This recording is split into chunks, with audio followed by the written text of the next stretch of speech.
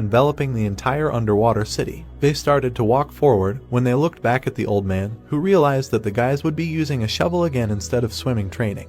He was a pumped-up old man, scratching his shoulder and calling Rotalua a skinny guy. This brunette screamed in anger, pointing his finger at the old man, and said that his muscles wouldn't help him at all, because mermaids over 40 suffer from arthritis, and if he swam like crazy, his muscles would grow and his arms would atrophy. Rotalua immediately pounced on the old man from behind and said that he got what he wanted, so he should stop grumbling and just leave. Rotalua closed his eyes angrily when the old man lay unconscious, saying that they always treated him like a fool. The brown-haired man narrowed his eyes with disdain and mentioned that Rotalua said that he had been digging since the time of his ancestors, and why hadn't he found it yet? The brunette frowned in confusion, looking ahead. They approached the edge of the hill and saw a deep distant bottom.